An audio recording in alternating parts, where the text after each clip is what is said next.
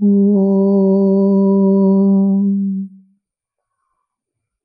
Tava Kathamritam Tapta Jivanam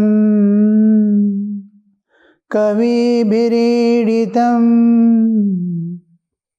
Kalmashapaham Shravanamangalam Srimadaatatam Bhuvi Grananti Bhurida Janaha Bhuvi Grananti Bhurida Janaha.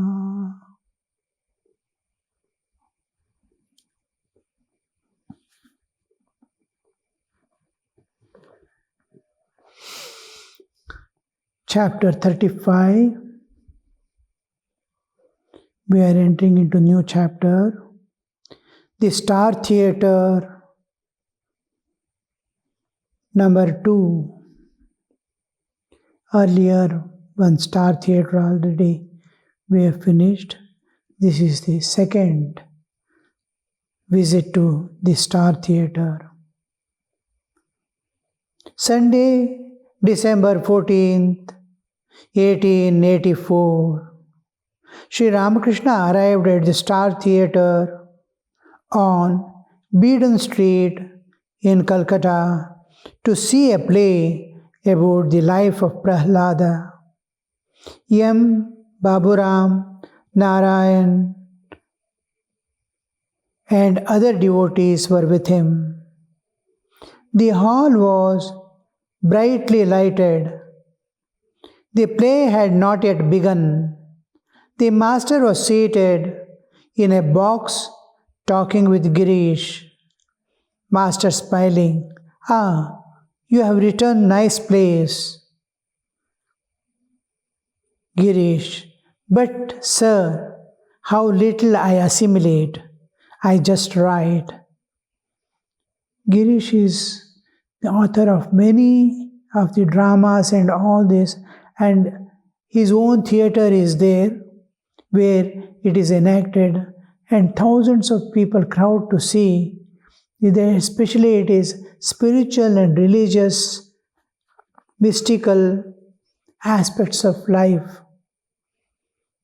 So the old stories of bygone days, which we call Puranas, and all will be depicted, which is being deeply entered into the Hindu consciousness.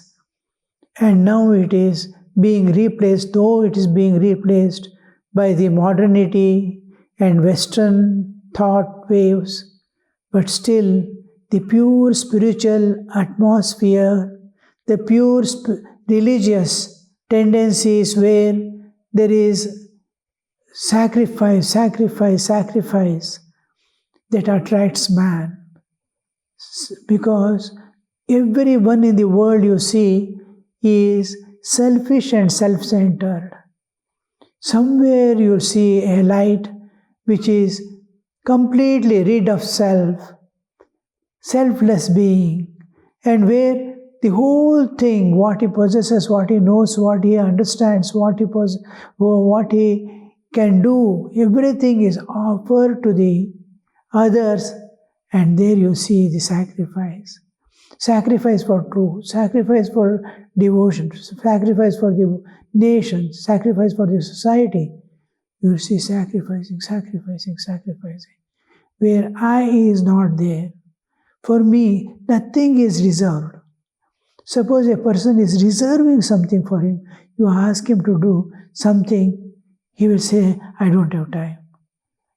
If you tell a person who has sacrificed his life for others and God, anybody asking it, he will somehow adjust and manage and see that it is done.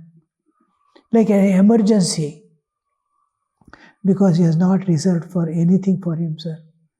The other person thinks, if I go there, second time they will call. So, sometimes they will think, oh, I want a little rest. No rest. for a person who has given himself to God, or all the time is open, open, open, and ready to rush, that is without reserving anything for oneself. They give entirely. These places, now you see the Prahlada, completely dependent on God. God is the only support of his life and existence, and to him he dedicates his life and becomes an example for the others to live such a life. So Ramakrishna has gone there, and Girish has written the whole episode. So Ramakrishna is telling, you have written nice place, Girish. But sir, how little I assimilate, I just write. Assimilation, understanding. Now, I read a story in the Purana, and I understand. I clearly understand, intellectually also, and normally also I understand it. And I am charmed by it. And I present it to others. What a beautiful story. Listen, listen. Without assimilating, it has passed from intellect with appreciation of the heart. Heart is there, it's touching heart, and giving it away to someone and experiencing only the joy of his sacrifice or something. I'm appreciating that. But assimilation is different. How he lived, how he sacrificed, I bring in my life and I demonstrate it as if I'm not going to display, but assimilation means I become that. All those qualities which I appreciated in him and enjoyed it, now you see it has descended, and then it has become one with that person, and then it is manifesting. How beautiful, you see. This is there. He is understanding. I love, I like, I understand, but I don't assimilate. You will not see these qualities in me, but I am understanding, appreciating, loving it, giving to others through writing. Master, no, you assimilate a great deal. The other day I said to you that no one could sketch a divine character unless he had love of God in his heart. Depiction of God, God's qualities. How much the outer surface is different, the inner surface is different. Suppose a person is playing a drama, he brings out all the feelings, all the presentations as it is in the original. Rama going to forest, anything it could be, he is presenting nicely, beautifully. He is playing it as if it is happening in front of your eyes. Rama is going, how he is passing, all this you experience it. This is outer, but he may not manifest externally, but is experiencing within himself. Now, God, this inner and outer. I display, I am. This difference. In God it is one. There is no inner outer. Now, when we depict God, I must be able to enter inside him. I'm bringing out character of, that's why the differences, when saints say so many things about God, we don't feel that. God is compassionate. We are compassionate, all are suffering. this question comes. But he is seeing whatever today you are is compassion of God. He is seeing inner, how inside the God he is watching like a mother and bringing them up away from their karmic bondages. They have done karma, they are suffering, but God is seeing all this, is trying to bring all the efforts God is making to take us back to the source. Now, saints are seeing that inner, we are seeing the outer. So many people are suffering. Why God could have removed all this suffering if He was compassionate? And you do the karma and God will remove. Because nature is in between. Nature is very strict and stern. No concessions. Now in that case, God is in spite of nature following the law. He is trying to give something, support, to make them turn inward, make them evolve in and through the joys and sufferings of life. So there we see, now Girish is depicting the characteristics of God, characteristics of Bhakta, devotees. Means he must be able to enter inside and see the eyes of the sages, eyes of the saints. He must be having to some extent. May not be fully, he may not be a saint, he may not be a sage, but he must have that attitude and some amount of that vision to penetrate into and understand. That's Sri Ramakrishna is telling. No, you assimilate a great deal. May not be complete, but great deal. The other day I said to you that no one can sketch a divine character unless he had love of God in his heart. If there is love of God in the heart, it is very clear, and it can be, he can depict clearly the inner feelings of God more than external actions what you see in the world. Yes, one needs to assimilate spiritual ideas. Sri Ramakrishna is continuing. I went to Keshav's house to see the play, Navavrindavan. I saw a deputy magistrate there who earned 800 rupees a month. Everyone said that he was very learned man, but I found him restless because of a boy, his son. He was very anxious to find a good seat for the boy. He paid no attention to the spiritual conversation of the players. The boy was pestering him with questions. Father, what is this? What is that? He was extremely busy with the boy. You see, he merely read books, but he did not assimilate their ideas.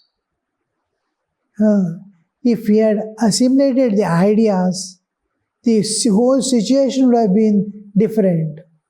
The boy would not have pestered him in any way. He would have been peaceful, because whatever is our attitude is responded by the nature. So I am occupied by the boy than the spiritual matters. If I was occupied by spiritual matters, the boy's mind would have changed. He would not have pestered him.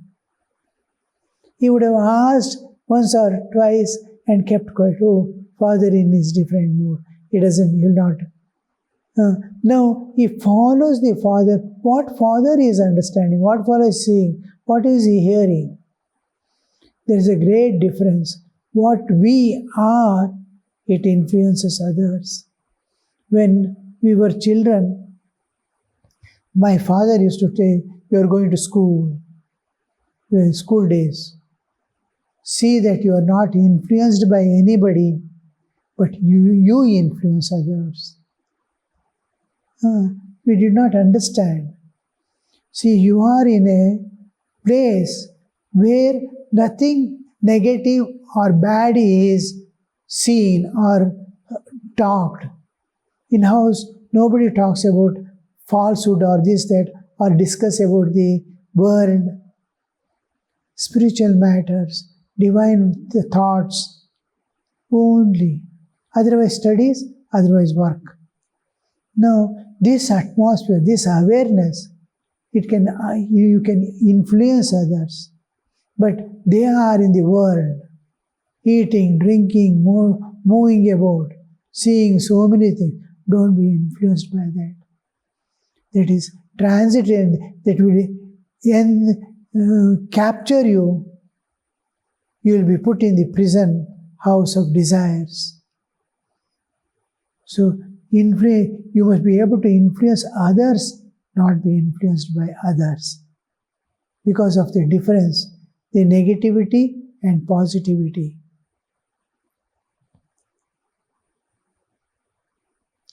Girish, I often ask myself, why bother about the theatre anymore?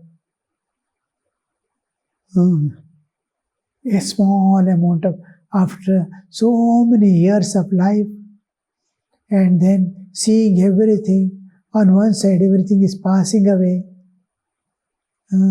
and nothing remains.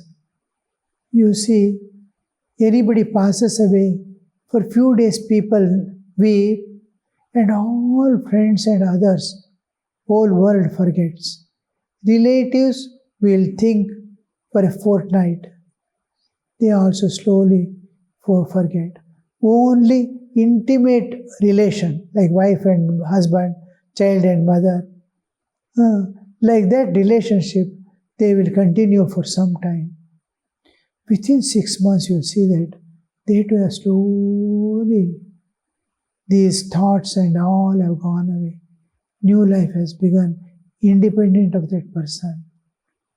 And within a few years, the thought never comes.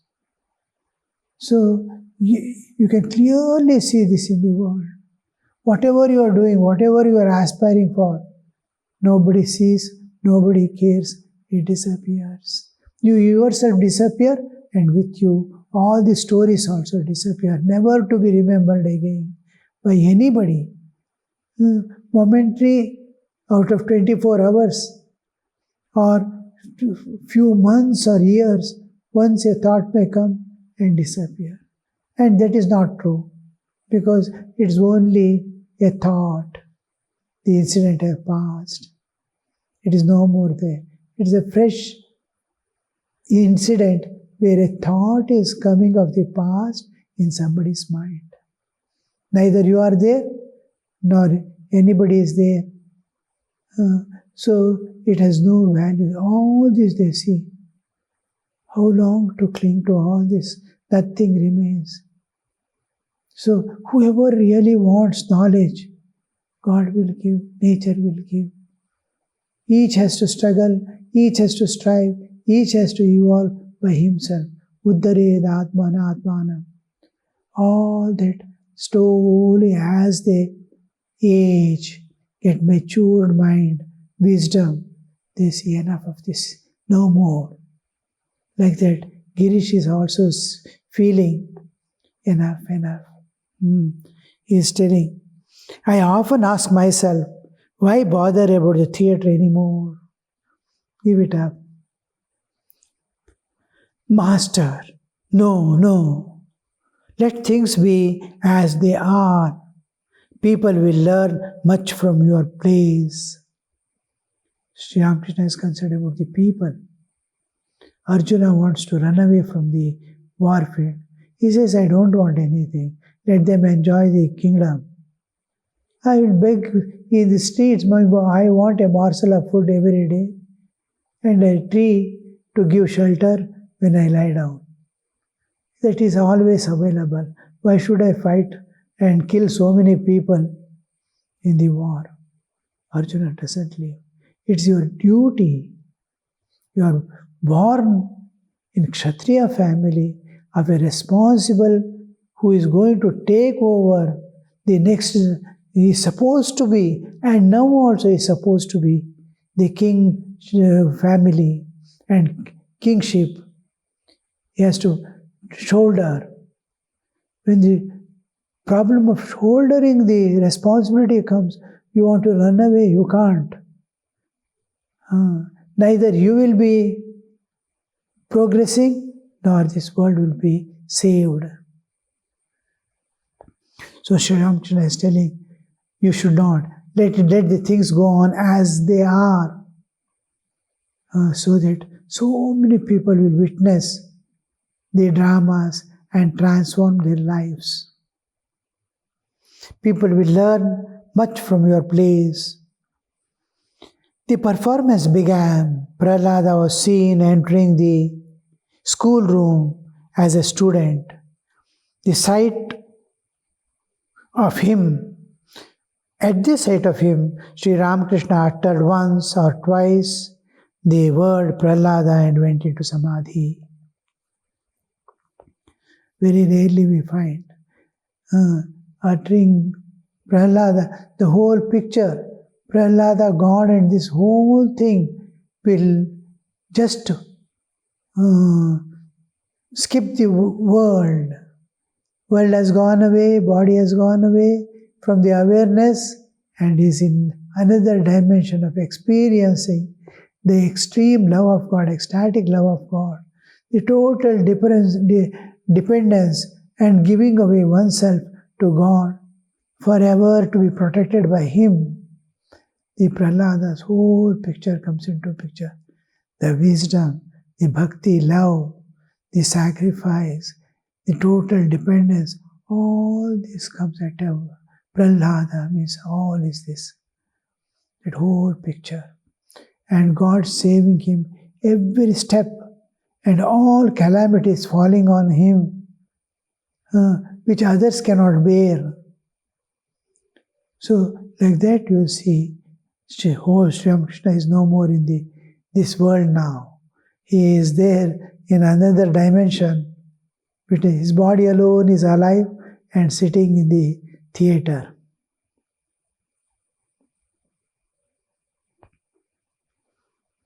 Went into Samadhi. Even we hear about Kabir. Kabir as a student, he goes to school. A, B, C, D, how we practice, like that, E, alphabets being taught. They have to utter, all children have to utter. A, E. Teacher will utter, students will utter. All alphabets. Then 1, 2, 3, 4. Then in Hindi, 1, 2, 3, 4. All children, even teacher says wake, all students will repeat. 1, 2, 2. It's repeating.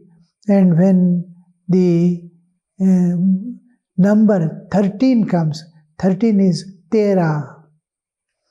When it was told, all said, teacher said, Bara, Tera. Tera, when he said, all said, Tera. And Chauda, she is telling, Kabir is not listening to it. He is telling, Tera, Tera, Tera, Tera, Tera. And he becomes unconscious. That Tera is yours. I'm yours, yours, yours, yours.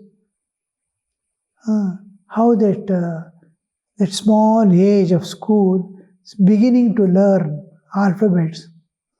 At that stage, he is uttering and losing his external consciousness in thought of divine.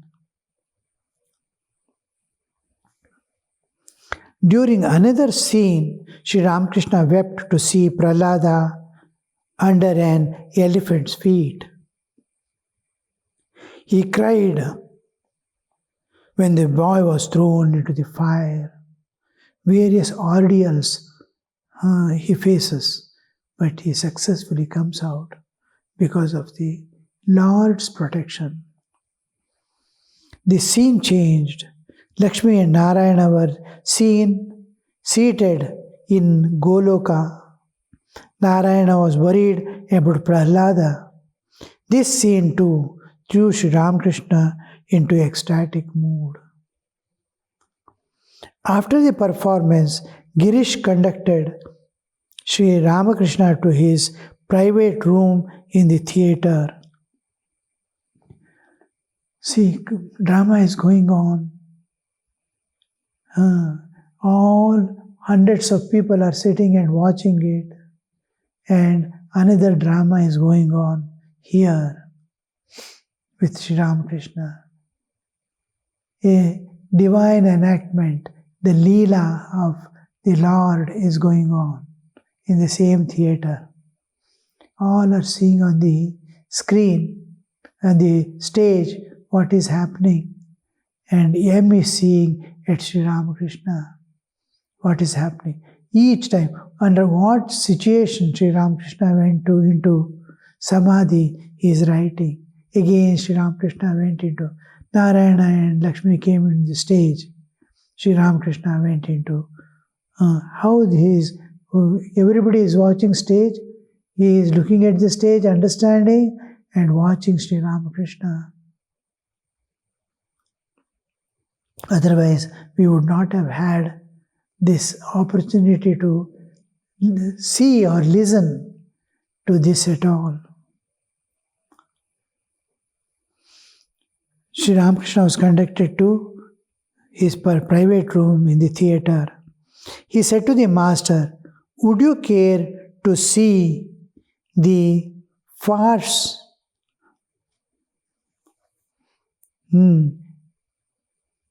Vivaha Vibrita, the confusion of marriage?" The next performance would be that. Master, oh no, why something like that after the life of Prahlada?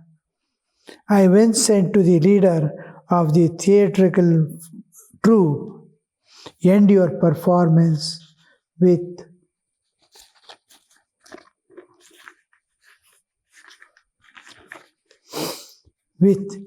some religious talk. We have been listening to such wonderful spiritual conversation, and now to see the confusion of marriage, a worldly topic. We should become our old selves again. We should return to our old mood. Girish, how did you like the performance? Master, I found that it was God Himself who was acting in different parts. Various parts are there, Lakshmi, Narayana, Prahlada, and all these parts. Those who played the female parts seemed to me the direct embodiment of the blissful mother. This is an important thing we have to note.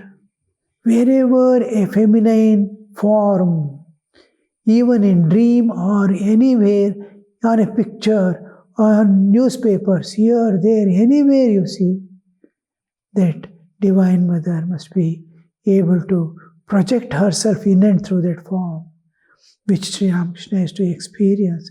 Anywhere, any woman, anywhere, a small piece of paper, a picture is there of someone.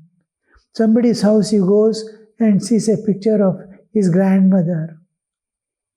From that picture, the Divine Mother is as if projecting out and coming to Sri Ramakrishna. That much clarity, that much, that vision, we have to cultivate that vision in our lives.